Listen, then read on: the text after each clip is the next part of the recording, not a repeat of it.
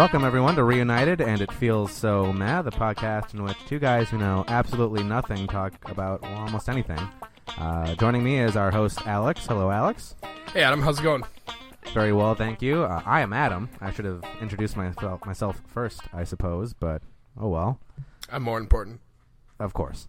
And then Nathan Nye. Hey, Nene. Hello. Is our guest for the episode. He's going to be joining us for segment 1 and segment 2. What? There is a bit of history. Yeah, what? There's a bit of history between me and Nate. I call him Nene almost exclusively. It's a long-running joke that isn't funny, so I'm not going to explain it. It all goes back. We used to work together at the Men's Warehouse way back in the day, and it stemmed from that. So his name is Nathan, but you will hear me call him Nene for this entire episode. Subconsciously, I do it. So we're just going to get right into it. Alex, by the way, this is Nate. Oh, hey, what's up? Nice to meet you, Alex. Yeah, I'm always awful at introductions, so I have to get better at that. we'll get there. We'll get there. And we have a couple stories, or just things going on in our life, since the last episode that we had was a little unorthodox. I keep saying that. I just like that term, unorthodox. Yeah, it was all over the place. Thank you. I thought it was a good episode. I did too. This really one had will a lot be, of I fun. think, a little more structured. It We will. hope. Yeah, we hope. At least in the sense that we get to what we're trying to get to. Yeah. Sort of. Well, we'll see. Well, we will see. So, Adam, Yes. you've been talking about the bus a lot lately. I have. Riding the and bus. It's funny you say that because I have a very embarrassing story. This time it has nothing to do with the other people on the bus or the drivers of the bus themselves. Which This has been the this case might be our lately. new segment. What happened on the bus this week? Adam's Bus Adventures. This was a couple of weeks ago now. I was out with some friends at a bar, at a few bars, and I decided it was time to go home. So I leave the bar. I say goodbye to everybody. I walk over to the bus stop. Now, from where I got on this bus to where I'm supposed to get off, right next to my house, is at that point at night, too, at most, a 5-minute bus ride. That's it. Goes right up a hill and I'm home. So I get on the bus, and this is like 1 o'clock in the morning at this point on like a Saturday or Friday, one of these two. I get on the bus, and I wake up with the bus driver yelling, "Hey, get up." hey, get the fuck off my bus. In all effect, that's what he was saying. And it wasn't too far from that either. You know, At that point of the night, I was the only one on the bus. I almost just Cosby'd there for a second. You know. There are very few places you don't want to fall asleep. Big City's one of them. Yeah, public bus in a big city. Transportation is not the ideal sleeping spot. No, just you know what? This seems like a good place for a nap. For a white guy wearing preppy shit, no less. I didn't look homeless. Although, actually, I probably did look homeless at that That's point. worse. I feel like the bus is I feel even like if you looked homeless, no one's gonna mess with you. Exactly. I feel If like you the looked bus is homeless, even like it would have been better. a step down from an airport. Oh, it is. I've slept at airports though. Oh yeah. Everyone, I everyone have to. sleeps at Yeah. airports. It's a regular thing. I mean, and so is riding or falling asleep on a bus. That's also a very regular thing but for a very different population. And I mean, when it's a 5-minute drive. Right. And that's the issue, isn't it? So I fell asleep Fell asleep real quick. right away. Like, head hit the pillow, kind of fell asleep. Except the head hit the Head hit the giant polyester like glass window. And the multicolored polyester like seat cushions. as soon as my ass hit that hard plastic, I was out. So I wake up, and this guy's yelling at me. And I say, no, it's fine. And I try to go back to sleep, like most people do when they try and go back to, when they're woken up. Like most people do when they're bus sleeping. And he's like, no, my route is over. You have to get up. And it's the urgency in his voice which really wakes me up, because he's not having my shit anymore. he's had my shit It said well no, for a thank while you. at this point. Yeah. So I Sent kind it of back to the I kitchen. shake myself awake, and I like still half asleep, step off of the bus, and I look up to figure out where the fuck I am, and find out, oh, I'm downtown. Now, this is going to be you don't really know the routes. I don't think anyone listening to this really knows the bus routes in Seattle at all, other than myself. But this bus route, So we should go basically- into excruciating detail. right?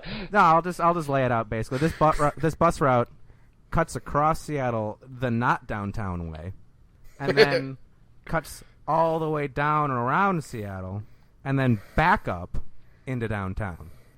Oh shit! So I was on this bus Oh, you were wow. on there a while. for at least 45 minutes. Between 45 minutes and an hour, I was taking a nice cat nap on this bus. I have so many questions. Go ahead. The biggest of which is I how won't aren't be able you to answer dead? any of them because I was asleep. How aren't you dead? Like this is by not the grace of God, Alex. this is not the first questionable transportation story from you I've heard. No, I've had a number of them. a place called San Francisco jumps to mind. That is first and foremost in my mind as well. Yes. That's a story for another pot. That's a story for another episode. I feel like I told that story on this, haven't I? You've told it to me for sure. I've told it on a podcast. I've had a couple, so it could have been on any of those. But like you need help. Or you're going to Okay, die. so this was twice. These are two transportation issues, Both- and I like to track transportation as often as I can. So I don't think in the long run it's that bad. Well, the San Francisco one is more worrying. Oh yeah, by far. Yeah. And now everyone who hasn't heard this story wants to hear Long it, but story we'll tell short. that- Long story No, short. no, real and hold on. We'll save this for the next episode. It's So worrying. yeah, so I had no idea. I didn't even I was on a very I know this corner in my head, and I don't go downtown that often. That's how big of a corner downtown this is that I got dropped off on. But I was so disoriented. I was like, where the fuck am I? All I saw was big buildings and a lot of lights, which is nothing like where I live because I don't live by big buildings and a lot of lights. So the first thing I do, which I guess was kind of a smart thing, is I called a Lyft. But there were surprisingly no lifts downtown at all. So I had to wait another 10 minutes. Just downtown, still half awake, completely disoriented, out of my mind. And then they finally pull up and I get back home. But yeah, so that's my latest transportation story. Fell asleep on a bus and rode it an hour longer than I should have. Yeah. Good work. Thank you, Alex. I don't know any way to transition into this, but other than we're done talking about me for now, and we're going to talk about you. We're going to talk about me now? Cool. Going to talk about you. It's my favorite subject. Isn't it? Actually, So, it's about to be my two favorite subjects combined into one. Yeah, because Alex has a new toy. I got a new toy this week, and I'm so excited. Well, not this week, but I've had it for a little while, but I finally set it up.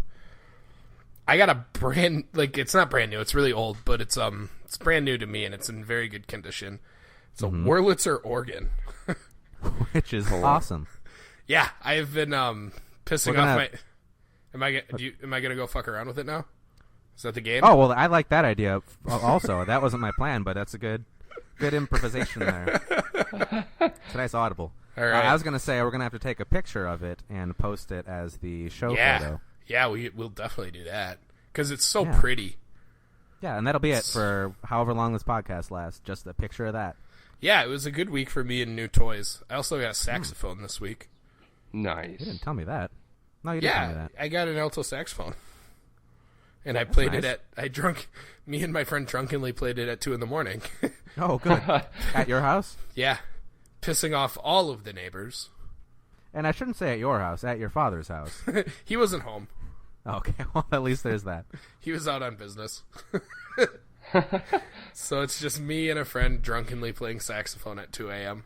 Nice. Yeah. I would imagine poorly. Much he was a saxophone major, That was just So that's not his poorly problem. on his Not part. poorly. No, he played it very well. He But if you combine the two of you, it was the average It was is played moderate. okay, right? Like the average was played like lower high school level. If we average the two of us out, it might be middle of high school. Yeah, like we'll say sophomore year of high school. Because I can play a little bit, but I was drunk. Mm-hmm. I forgot I was drunk. So yeah, you're probably right. 8th or 9th grade saxophone. Yes, averaged along with a saxophone major. Who was also drunk. Somebody who has a degree. Yeah, but I feel like when you're at that point, it doesn't make that much of a difference. That's true. I can play drums drunk. Yeah. And I can play my soul drunk. I was going to say, I should have said the game of love. Damn it. All right, let's take that again. No, that's fine. All right. The moment is gone. I'm not going to repeat. Much like my Past. yeah, that's my key play in the game of love. Is the moment has passed. much like your actual bus stop, it has passed. That bus story was the perfect metaphor for my life. You fell asleep and wound up where you didn't belong. And I just realized Some guy at yelling this at very you. point. We've had a lot of realizations this week with this podcast. Mm-hmm. Some better than Wow. others. That really is the perfect metaphor for my life so far. Oh boy. Well, I guess all I can do with my life now is say fuck it and call a lift. There you go. I have to figure out what that metaphor is, but I'll get there. Give me another week and a half. Oh boy. Oy vey. Oy vey. So, Alex, why don't you play us a little bit of this organ of yours? All right. Let me just shimmy on over as I run into stuff. Fun little story, pulling back the curtain a bit. We didn't really talk much about what we were going to do on this episode, but we just wrote down the little key points here. And mine was Alex has a new, instead of Oregon, I wrote Oregon, like the state. He has a new. Oh, Oh, it's even got beats? Yeah. I wouldn't Got a lot say of them. beats. This thing's awesome. All right, so we're This gonna isn't like a start- Kanye production here.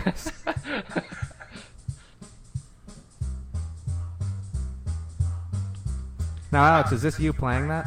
Nope. So far, Alex has done nothing but touch one button. Yeah, I can control the bass pattern with my foot. Ooh, Ooh.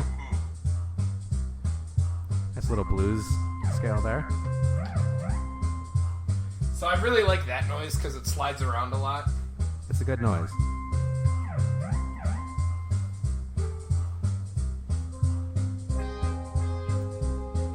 It has so many different Oh. sounds. I'm still messing around with it. We're in the space age right now.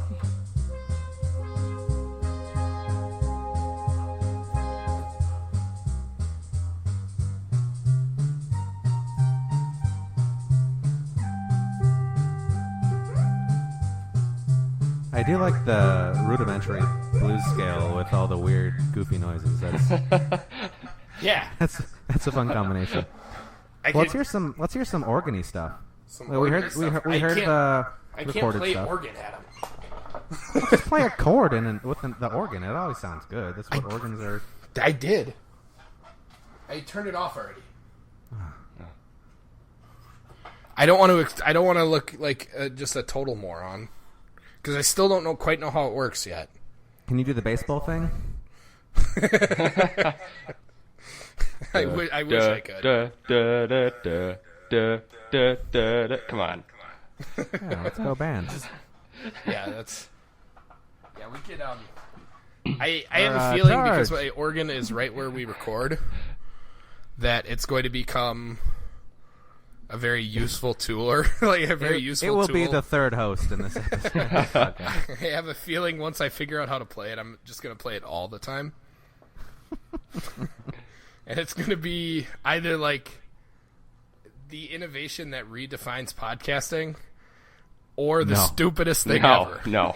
Yes. Like, there's no in between. It's either like, oh man, I already have the answer to that. that dilemma of yours.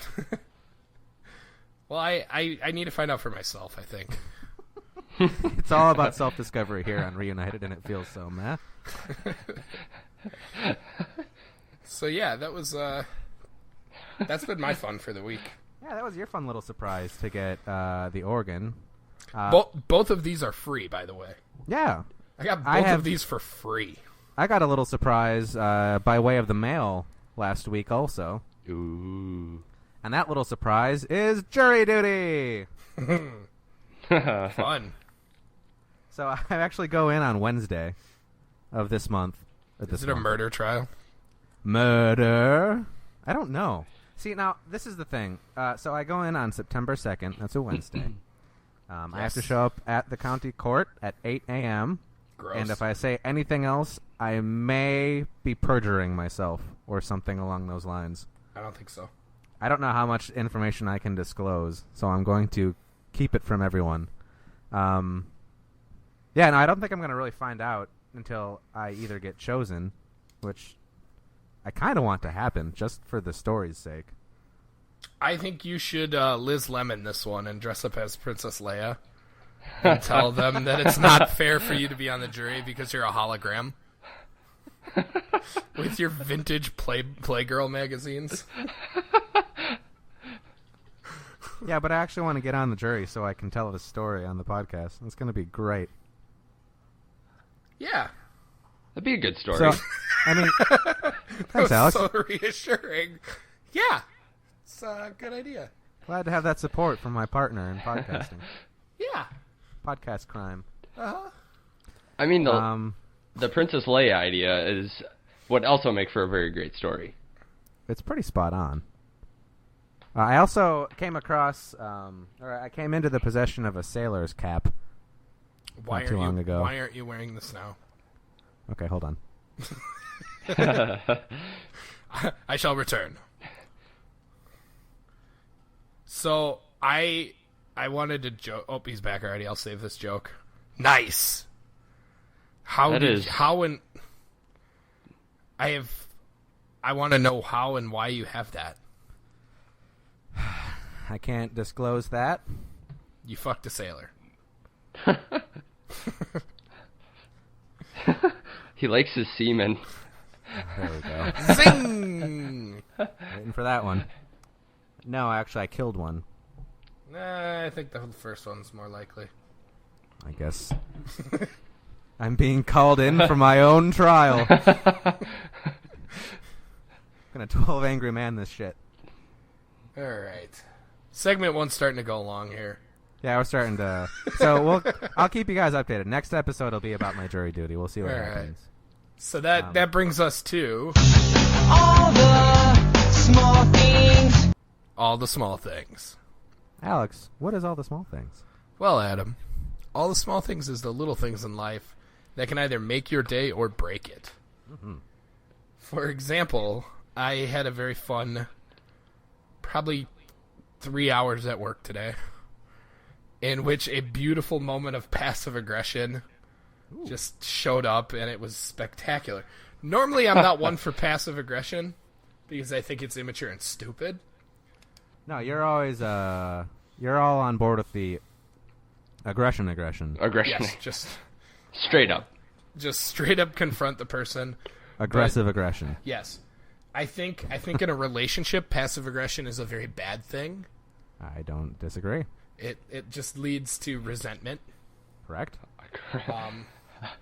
But I concur. In the workplace, it can be in the workplace. I guess it can be a very useful tool.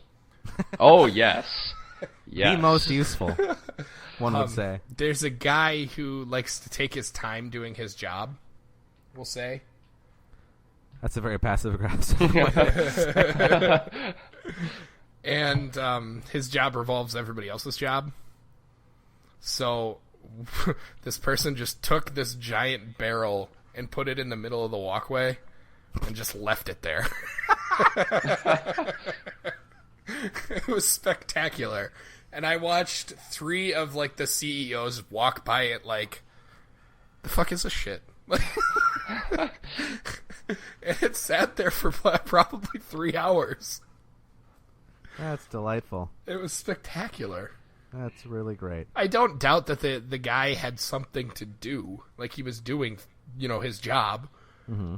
But this person felt that they needed that bin emptied stat. And it was just a beautiful moment of passive aggression. It is. It's very nice. Yeah, I liked it. Mine is actually also a positive. Shocking. It is. Although, don't worry, because it involves somebody getting hurt. Okay. Sounds about right. So Seattle is full of hills. A lot of very steep hills in the city. And we also have a lot of bike riders, which make for a lot of bike riders going very fast once they hit the bottom of these hills. You could stop the story right now, and like whatever the audience is picturing, don't alter that in the slightest. All right, that was my small thing. Nene, what about? No, like please finish. But like whatever it was, or whatever it is exactly what you're thinking. Oh, it absolutely is. I set that up like that for a very purposeful reason. And that's spectacular. You're kind of a terrible person. Oh, I know. But so am I. I would have laughed hysterically. I'm well aware of that fact. So I was walking down. I live right on top of this hill, and I was walking down to go do some grocery shopping. I missed the bus, and I said, "Fuck it. I have to wait 20 minutes for the next one. I'll just walk. It's a nice day." So I was walking down the hill. I made it right to the bottom of the hill, and I turn around to see if there's any traffic coming because I'm going to cross over the street real quick. And I see this guy on a bike. He's like the stereotypic biker, also. Tight spandex. No, like Seattle kind of biker, not spandex, not like a professional like biker, but just a guy who takes it way too seriously and shouldn't. That's what I was describing. That's fine. Nah, it's like just imagine a Seattleite, and that's who is on this bike. All I'm picturing is a satchel. Yeah, there wasn't one. He had a backpack on. Okay. I'm picturing the Sons of Samoa. It was actually a bicycle gang from. No, so this guy just kind of like hipster douchebaggy kind of look thing going on, and he's bombing this hill. He is going really like passing a car, kind of going fast. I think he was pedaling along with the hill. He's going all out on this hill, and in a way, I kind of respect that. But there's a turn right at the bottom of the hill. So you get right to the bottom of it, and then you turn a little bit. And like even in a car, you kind of pump the brakes to take this turn because it's right at the bottom of the hill. You've been going. This guy's bombing it, and he's bombing it, and he knows there's a turn, but he doesn't slow down at all. And I'm right at the bottom. I'm like trying to cross over right by this turn. So I'm watching him come down, and he hits a little batch of sand as he's turning. So he slides forward, and then his wheel catches the concrete again, and right over the front of the handlebars he goes. And he rolled for like a good 10 feet. And I do this thing, and I'm very ashamed of when I do this, because it happens every time somebody gets potentially hurt and falls over. But I have like a Three Stooges kind of reaction. It's like instant slapstick. So I'm buckled over laughing. And luckily there were other people across the street, so like they ran over to make sure he was okay. He was fine. He was a little scraped up, but he was fine. Nothing anywhere close to serious. And his bike was even fine. He got back on his bike and rode away like 5 minutes later. But just watching that happen is the funniest thing ever, and my entire Sunday was made beyond that. There you go. It was beautiful. I've seen a couple of epic bike crashes at the university. To those who aren't familiar with UW Eau Claire, there is a gigantic hill right in the middle of campus, and a lot of bikers take their bikes down, and even some people are dumb enough to rollerblade down. And now they made a smart decision to make the barriers with fiberglass. Previously, back in the day, it was still steel, and I have seen that's right. Forgot about that. Plenty of bikers go head over the handlebars down that hill. Nice. Nothing better than a good bike crash. Yeah. God, it's funny. Unless Limbs it's are you. flailing. The bike is falling all over the place. I think the best part is the bike.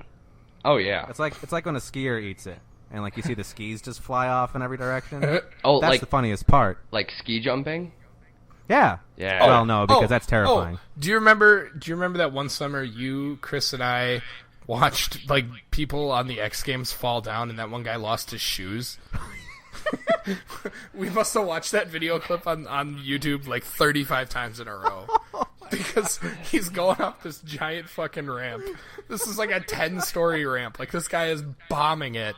And then he goes off a jump and loses his board.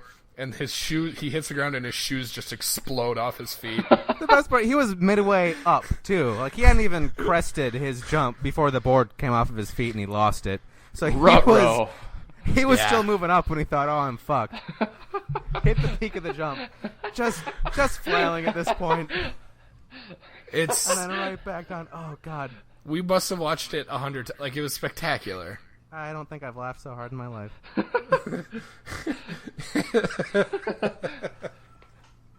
If you biff it and you're not even at the top of the jump, Yeah. you really know you're SOL. Yeah, he was. He lost his shoes. So that was my small thing. Nene, what's your small thing for this week? I would have to say I actually work at a grocery store, and working as a cashier, I think there's one thing, if you go to a grocery store that you should remember. Obviously, you're going to forget stuff. You're going to forget, that gallon of milk or such and such item. But if you go to a grocery store and pick up $300 worth of groceries, you should probably make sure you have your wallet before you get to the cash register and have everything bagged up. No. I had the wonderful pleasure of checking out a lady today with her bill was $348 and had everything bagged up and could not find her wallet in her purse.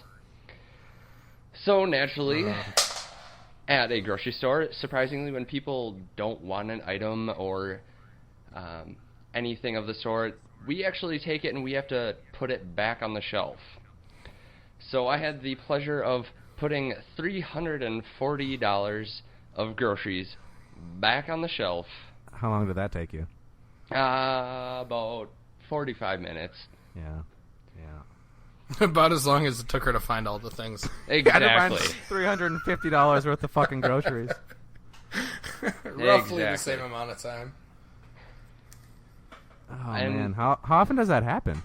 Oh, you'd be surprised. Or the other one that is along the similar lines is customers who come with $100 or $50 or $25 and purchase just a ton of groceries, and all of a sudden at the end go, oh well, I have $25 or I have $50. Let me take off these 35 other items that I picked up. Because I wasn't counting my bill. Exactly. Yeah. Math is tough. Math. Boy, is it. You're preaching to the right two guys when you say that, and that's not even a joke. It is. Well, that sounds like a shitty day. It was a good time. Meanwhile, and of course, when you're at a cash register, it's not just her. There's 3 people in line behind her while she's digging around in her purse for about 5 minutes trying to find it. The thing is, too, everybody in that line except for her knows exactly what's about to happen. Exactly. And she's the only one still holding out hope that maybe I just put it underneath that pad. Maybe it's just right down there, and it's not there. You see it from a mile away. Yeah. Well, that's too bad, Nanny. I'm sorry that happened to you. So that is my little thing. Remember your wallets if you go shopping. Seems like a pretty common sense thing, but I guess people need to be reminded. So that was All the small things. All the small things. We'll be right back where we interview Nene about all of his fancy things going on in segment 2, so stay tuned.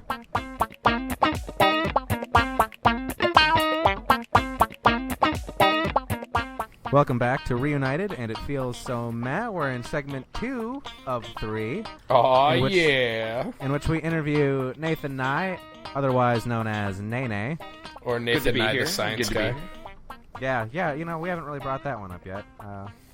It's more like Nathan Nye blank whatever guy. Yeah, that works too. I mean, yeah. That works. You also when Adam was science. When Adam was telling me about you, I was attempting to make. I was just like praying that your name rhymed with Nye. And wasn't actually Nye. Because I really wanted to make a Bill Nye joke. And it turns out your name is actually Nye. My name is actually Nye. So, like, this was just the fucking greatest.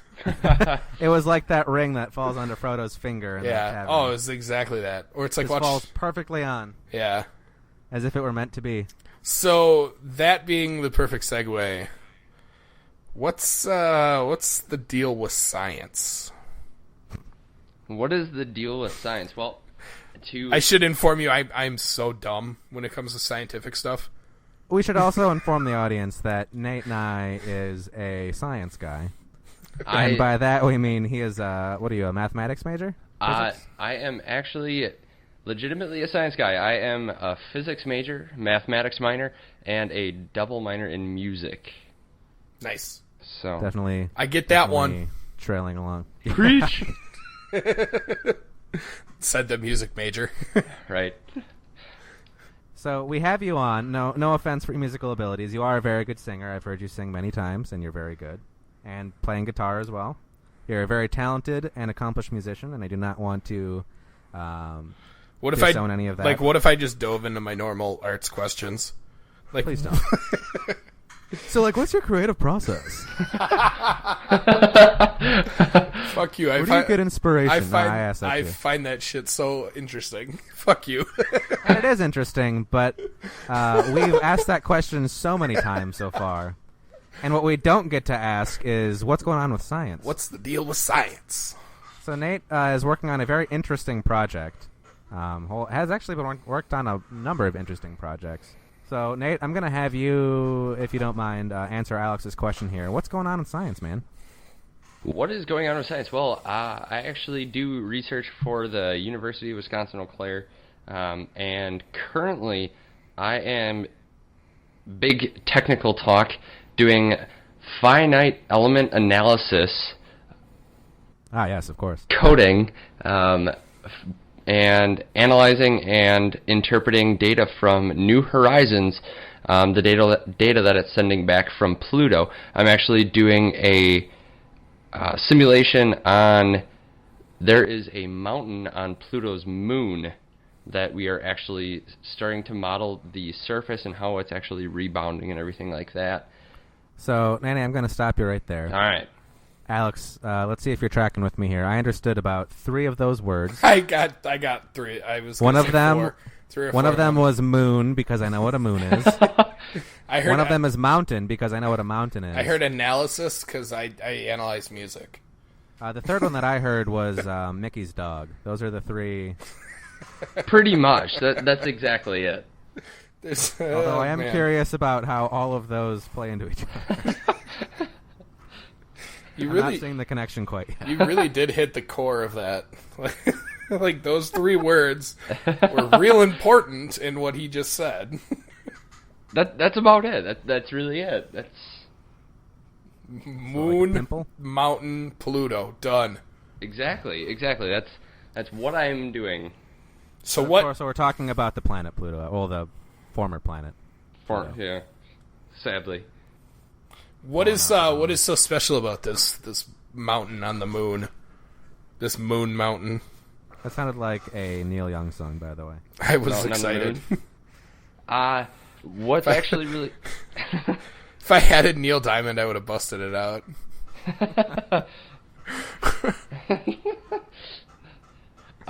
We're taking it onto our level, Nanny. I apologize. No, please talk smart. Talk smart. Please. Yes, please talk smart. What's actually really cool with the moon is that not only did we not have very good pictures of Pluto to begin with until New Horizons just flew by, but we never really got any pictures of any sort from Pluto's moon. And there's been a lot of studies done on other moons for other planets, and the best way how I can say what I'm doing is, if you were to take a drop and drop it into like a glass of water, how it kind of ripples. Sure. Well, any surface of any sort is going to kind of do the exact same thing. So there's been studies done on other moons with other planets and craters and that kind of stuff, and actually many of PhD theses are written on this, but I'm actually kind of doing the opposite. I am looking at instead of a crater, I'm looking at the moon, or not the moon, the mountain on Pluto's moon, and seeing how that actually affects the surface of the moon around Pluto, especially like with all the ice and everything. Interesting. Now, if I'm not mistaken, that mountain is in a crater, though, isn't it? It's not in a crater, but it's creating one. So oh shit! See, now this is big stuff, everyone. This is like groundbreaking stuff, and I'm not even like joking. How does that happen? So just like if you were to like talk to me like I'm a 5-year-old. Because he isn't. So the best way just is, continue. We're good. Like if you were to take a drop of water. Just use the same analogy and re-explain it. Exactly. Because I didn't get it. Oh, what? So a drop of water. A glass of what? God but damn. I mean, everybody's seen those stereotypical pictures of the water droplet, like in water, and like how it kind of like bounces back up. Yeah, sure. Well, if you actually look around the outside, there's like a rim, and so this moon, what's happening is it's kind of like it's pushing down and it's creating a rim around the mountain. So it's pretty much creating a crater, but over time it'll eventually level off and just become a crater. So the mountain will like disappear, is what you're saying? Exactly. It'll be like an Audi turned into an innie? Exactly. Holy shit. Like that analogy there? That's a good. I'm not holy shitting your analogy. I'm like that's. No, I am. Like that. That's really cool. That is actually very. So how? I guess how? Like what's happening where it's doing that? Gravity or? Gravity, yeah, absolutely. It's everything. Just like our moon, everything is being pulled towards the center, and so with that much mass, and especially the fact that moon is mainly ice for the most part on the exterior, it'll deform over millions/billions of years, and it'll actually level out again. Oh. That's really interesting. So I guess, because, like, from what I understand, Pluto is smaller than our moon, right? Pluto's a little bit bigger, if I'm not mistaken. I don't know the exact facts on stats. But they're relatively yes. close, right? Yeah. So I would imagine that its moon is, like, really small, right? It's just a little bit smaller than what Pluto itself is. Oh. So it's actually... like spinning around each other then almost. Yeah. Yep. But I can't imagine how could gravity be that strong that it's sucking a mountain into itself? It's especially out that far. It's mainly just the composition and like how much mass it has for such being so small. So it's like a very dense planet then. It's dense. Yes. Okay. Interesting. That might be the most intelligent sounding conversation I've had or been a part of in months. So, like, how do you know? Are you trying to figure out how the mountain came to be? Also, like, how if gravity is so strong on that moon, how was the mountain even formed in the first place? Well, what we're kind of suspecting is the fact that there was obviously like matter and that kind of stuff that just kind of like collided, just like any planet would be formed, and it actually wound up colliding with the moon. And so obviously it creates somewhat of a crater to begin with when it collided. Mm-hmm. Sure.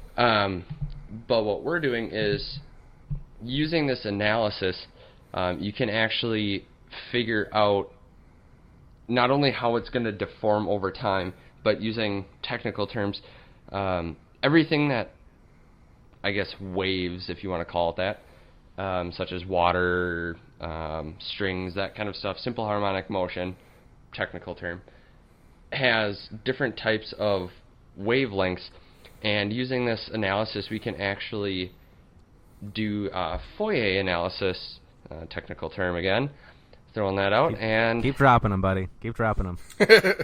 We'll just pick them up later. Yeah, we'll figure it out. We can actually figure out which one of the wavelengths and which wavelengths are going to be eliminated from the surface of are going to be eliminated by the surface of the moon based on composition, that kind of stuff. And then we can actually, using that information, we can take the remaining wavelengths and model what it's actually going to look like in millions and millions of years from now, or even, well, I mean, it's going to be about millions of years. So if, like, all of your analysis is correct, what you're saying is you're basically going to, like, recreate exactly what happened and what will happen. Yes. Over time. Yes. Man, that is so cool. That is really cool. So, wow, man, that's... I think the coolest part is, well, I mean, that's awesome in itself, but the coolest part is that, like, you're working with data that's coming back, like, real time. Exactly, yeah. We got our first couple of pictures from NASA. It would have been, well, about a month and a half ago when all the new data from Pluto was coming out. But what actually happened was NASA, when they sent it out, they partitioned 8 gigabytes worth of data. And to anyone who is familiar with or not familiar with technology, that is actually a significant amount of data, considering this the spacecraft was launched a while back, and we found out that the data that we received was actually just a small portion of what was actually sent, or what was actually going to be collected. So we're expecting either the beginning of September, so a couple of days from now, or towards the middle of September, that the vast majority of the data and pictures and everything are going to be coming back. And it looks like everything on the spacecraft is in the right spot. So it's just a matter of getting the data back. Just wait until the 21st night of September, huh? Right. I remember. Thanks, Alex. Man, I was really hoping to come through on that one, and you did. Gotcha, bud. Thanks. That's why we're partners. So while we're on the topic of space, the final frontier. I was really hoping you would do that, and I'm really glad you came through for me. I just watched Star Trek last night, too. I guess me being the dummy that I am, are we alone? Absolutely not. Absolutely not. All right. Absolutely not. That's what I like to hear. hear. Actually doing. That's what I Area wanted to 51ing this shit. That's exactly what I wanted to hear. So he just threw all those fancy words out there to throw us off the track. We're the bloodhounds who just got thrown off the scent. He ran through the pond. Why hasn't there been contact yet? Just because I think of sheer time, like a lot of people don't understand that, the nearest sun is, or besides our sun, next nearest sun or star is light years away, and they haven't found any planets at that star or any star within a significant area that would even potentially harbor life. And I think with what about the evidence that Mars might have had like primitive life on it? Oh, okay, primitive life. We're not talking about like little green Martians, Adam. This is. I'm sorry. No, there are a bunch of shitty pictures that came out that are like people are going on the nuts. internet Yeah. now. Yeah, like, oh, that's proof. Look at that. That's a skull. That's a petrified body. It's like, no, it's a fucking rock, you idiot. I'm talking about like the microscopic. I thought you were going in what that was it? route, Frozen water? Didn't they find? I believe that it could have been possible. Okay. I believe it could have been possible. Does that mean in the future Mars is going to be a sustainable planet for inhabitants such as ourselves as we slowly destroy this planet? Gotta find a new one to bring back to life miraculously and then murder slowly. Yeah, I feel like it would. Obviously, there would have to be a lot of terraforming and that kind of stuff just because of atmospheric problems. But I believe that maybe if it's kind of like the Simpsons movie. If everybody just lived in a globe, maybe. Gotcha. We all saw what came of that. Didn't we? You're right up our alley now. We're talking about Simpsons. Homer drove a motorcycle around the edge of it like the circle of death, and then it shattered. Yeah, it was awesome. That's exactly what's going to happen on Mars. Exactly. Spider Pig.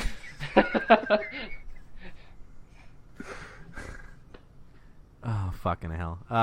So we took every smart thing that was said for the past 20 minutes and ended with Spider Pig. Right. As is our way. But Nana, you are we've known each other for a while, so I've been kind of clued into some of the stuff that you've been doing throughout your academic career. And you've been working with waves and stuff like this for a long time, haven't you? Absolutely, yeah. I started out, my first research project was my... Reject. That was... I mean, that was... There, huh? That was... Could have been the explanation of it, but my first research project was dealing with anti-bubbles, which is always pretty fun to talk about. So a typical bubble is a liquid layer on the outside and air on the inside.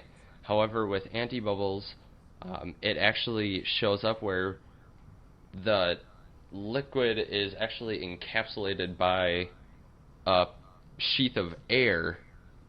So what the fuck are you talking about? So with Where does this happen? Actually, all over, especially in like oils.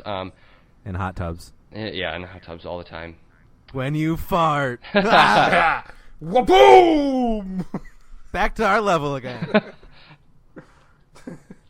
I really wish we just had like a fart cannon sound effect right now. Yeah, man, I wish we were DJs right now.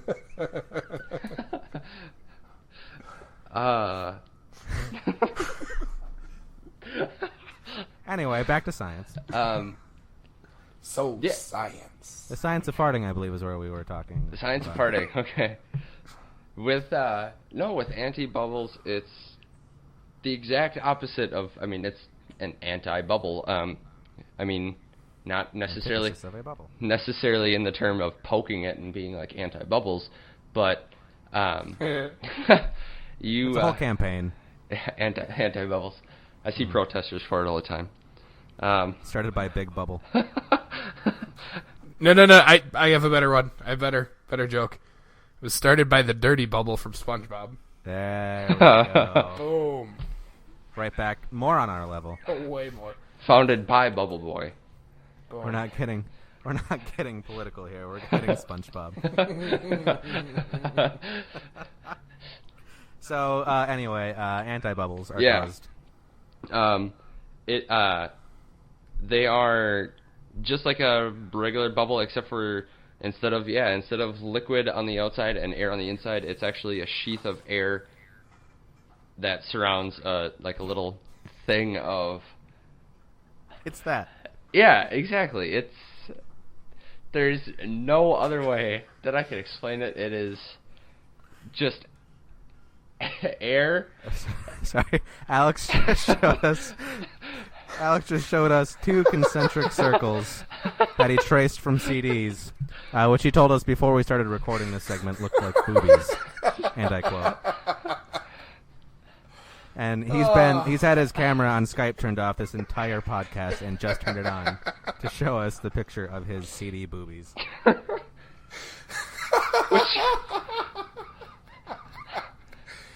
Which looked miraculously like an anti-bubble.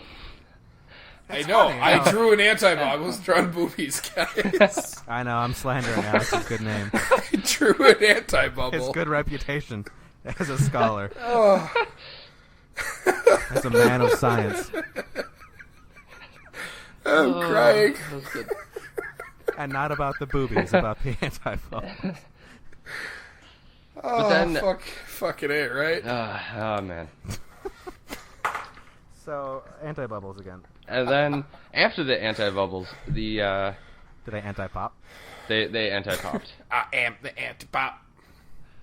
It's a Primus reference. Michael Jackson's unreleased album.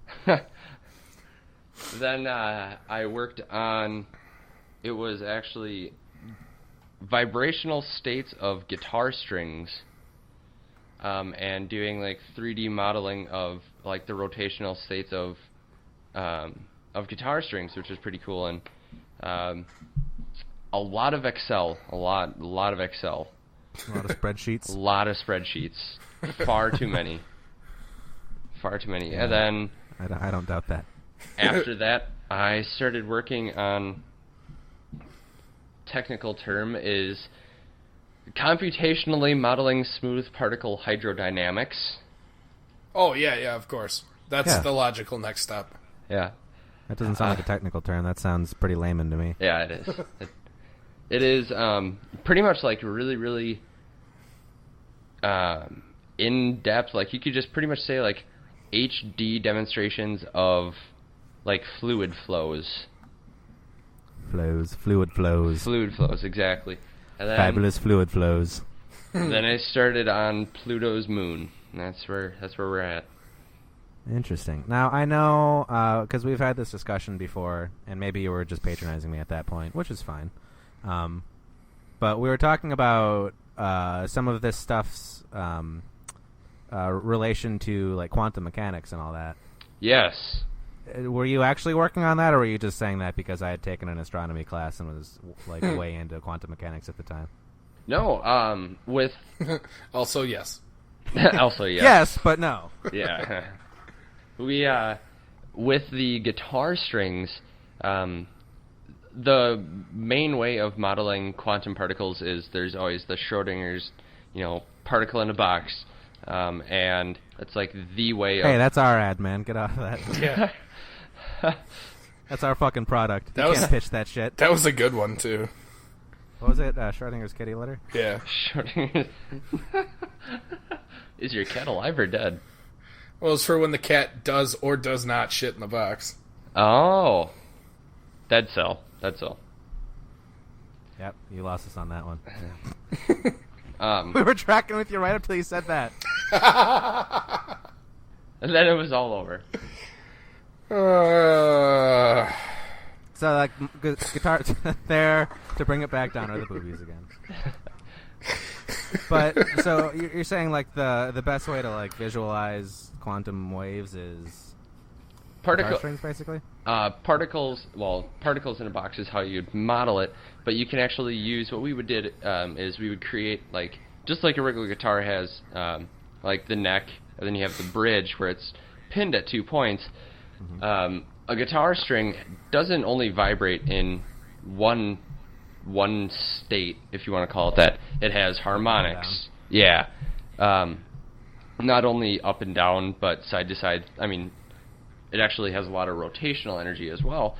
But you can actually use that, and by looking at it, you can figure out harmonics that, would be eliminated first, or what ones actually sustain until later on while a note is sustained, like what ones diminish, what ones are amplified, and you can actually use that back in the quantum world to figure out and kind of look at like length of like energy states. So like when a particle is in a higher energy state, is it going to stay there a little bit longer, or is it going to fall back down to a more rudimentary level? That sounds both so incredibly fascinating and so boring all at the same time. Yes. Yeah. And overwhelming. I think that might be the boring part, is that my brain just gets so overwhelmed. It's like, nope.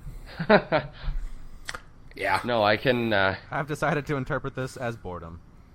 There were many of days where I was bored out of my mind, sitting in my living room, looking at guitar string videos. Plucking a guitar. I didn't even have the luck of plucking it. I sat there and analyzed a bunch of video. And...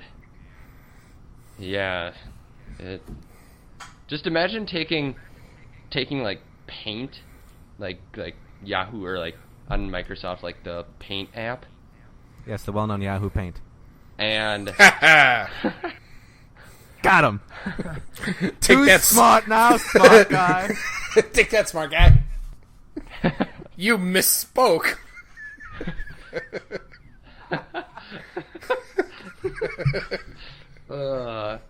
Point of order.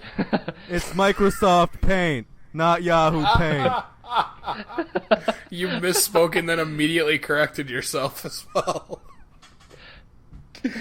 Oh, we're a bunch of fucking assholes. So Microsoft Paint. Yes, so just imagine taking a video and like the smallest dot that you can possibly make to draw with, take like 1,000 of those and like color in a guitar string line, and then feed it out into a Excel sheet for one frame, and now do that for like 800 frames. Does not sound no like thanks. Indiana Jones kind of science. No. Yeah. I'm out. It's terrible. Why don't you get to shoot some Nazis and stuff? I wish. I mean, you could on your off time. Go find some Nazis. Well, on that note, let's move on.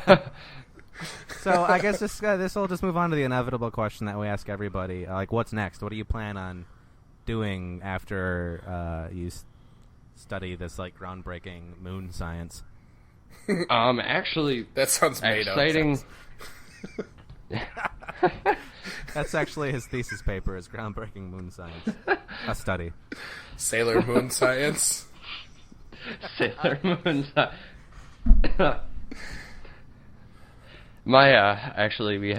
I was actually talking to my parents. Funny thing, and my mom said my paper should be the dark side of Pluto. That's great. Yeah, or getting, and then my dad my dad suggested getting goofy with Pluto, but that's not bad. So like I like both of those. Those are both very solid choices. I might have to take it up, but in the future, actually, exciting news for you, Monty. You haven't heard this. I actually starting. You're getting married. No. Mazel tov. No. Oh, thank the Lord. You're pregnant? Even Mazel tov again. Oh. We're just going. We just want to say Mazel tov. You bought a house. Mazel tov. Oh. No, you don't get to say it. Oh. No, you can say it. But that's our job. We have so many things in our life, Nene. We don't get to be smart like you. We get to yell Mazel Tov on our shitty podcast. At inappropriate times. As you're about to reveal something I haven't heard yet. Coming up on my last semester of school, I am starting the wonderful job search in the wonderful, ever-evolving job market, which I'm it's great, trust me. So thrilled about. I actually recently applied to, which I really hope to hear something back moving forward, is the I applied for a job as a research engineer for Remington Firearms. Wow. And I'd actually be working with, how I was talking about finite element analysis earlier with my research with Pluto's moon. Of course, yes. One of the requirements and one of the things that I would be doing for Remington is actually finite element analysis, which is pretty much up your alley, huh? Yeah, exactly. So anybody who's familiar with research and development, maybe if you've seen a commercial with, like, maybe Monty, you have seen a commercial with a golf club, and shows like the face of the club getting deformed, and like shows special colors for like how much it's being bent. I don't know. Nope. Okay. Well. My goodness. So to speak. Those commercials don't exist. Or some of the fancy, maybe like the Dyson vacuum, where they show the fancy colors of the air circulation. I've seen those. Okay, that's a little bit closer. That's what I would be doing. Except them expensive for I'd be modeling. I'd be vacuum cleaners is our thing. That's our bag. I would be puns. So many puns. Not I with love it. Not with a Dyson, Adam. They don't have bags. You're really sucking at this, Monty. Yes. Boom! Suck the air right out of the room. I would be. That's a vacuum, everyone. It's better when you explain the pun. Go on. I would be modeling different aspects of firearms, such as the barrel, the stock, the forearm, and seeing how everything reacts under tension and everything else, which would be absolutely awesome. Only downfall, and pay is, not downfall, pay is awesome. Now the downfall, I would have to relocate to the ever wonderful state of and city of Huntsville, Alabama. Oof. Which would be it'd be so exciting. I'll tell you what, of the 50 states I'd like to visit, that's pretty close to number 50. That's just about how I feel. But, you know, if the pay is there. Yeah. I mean, I'm sure you can find plenty of good things to do while you're literally sweating to death in Alabama. The way that I saw it was, you know, the summers are going to be god-awful. And for anybody who doesn't know me, I hate summers. I would much rather take winters in the absolute frigid. But so summers would be awful. But the way I look at it is, at least I'll have more fall than what we have in Wisconsin before it turns to 20 below and can't go anywhere. Yeah, I guess, because yeah, most of our listeners are from where we're from too. But for anyone who isn't, in the Midwest, especially in the Upper Midwest, you get about a week of spring and fall. It's not very fun. No.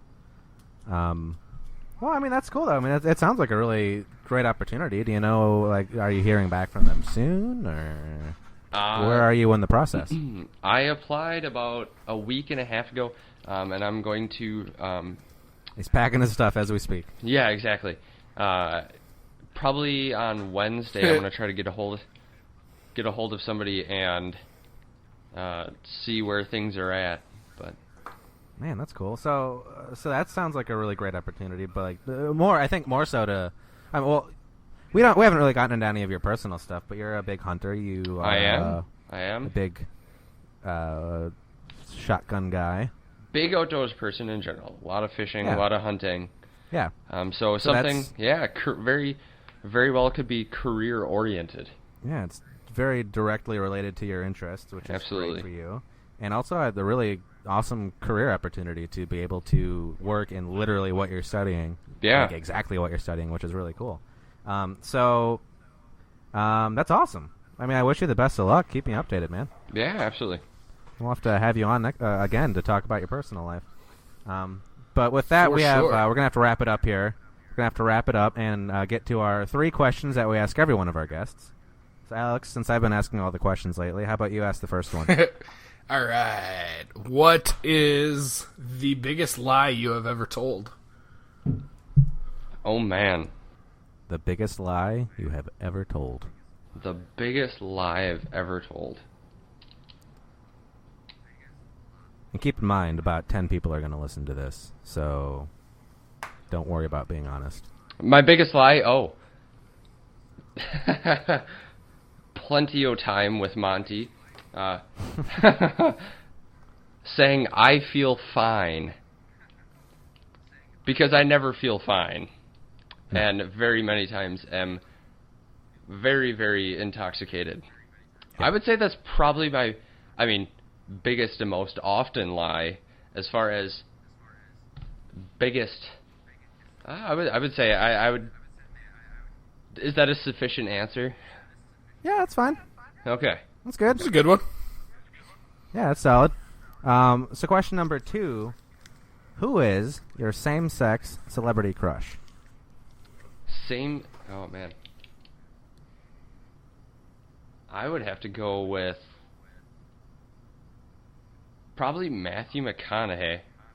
Oh, that's a good one. Just a down-to-earth guy. Yeah. Now, are we talking like early 2000s McConaughey or current McConaughey? Because current McConaughey seems like a downer. I would probably have to go with probably like the early 2000s. Oh, so the partying McConaughey. Yeah. The not serious McConaughey. Yeah. The pre. I don't even know what to say to that one. Well, that's a good answer though. It's a very solid answer. So question number 3, Alex. What advice would you give yourself if you could go back in time? High school you. Yeah, high school you. What advice would you give yourself? Oh man. Going like back to high school?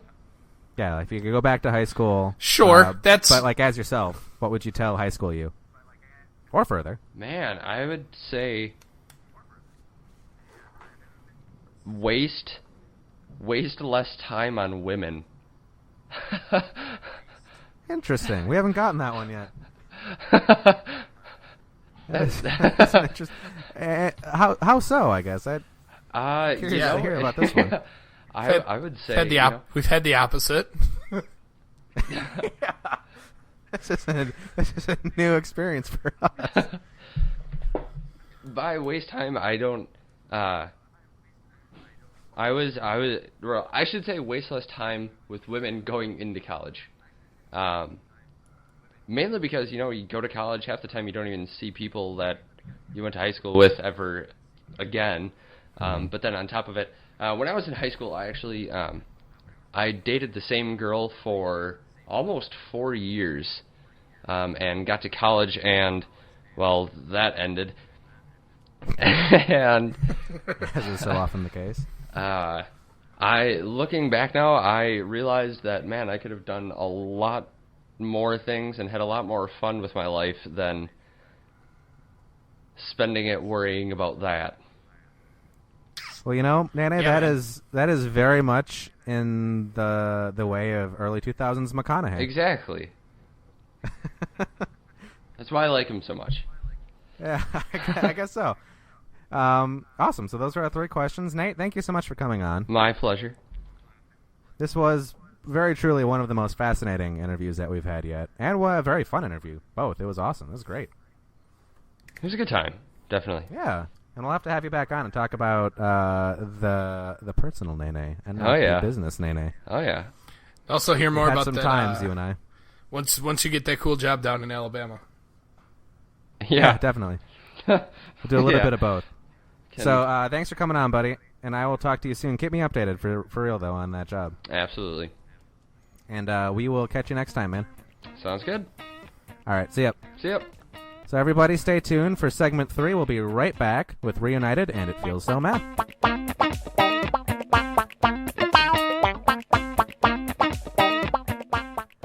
Welcome back to episode 3 of Reunited, and it feels so meh. That was Nathan Nye, or like I like to call him, Nene, with a very, very, as I was just saying to Alex before we started recording here, probably the most intellectual interview we've had yet. Yeah, for sure.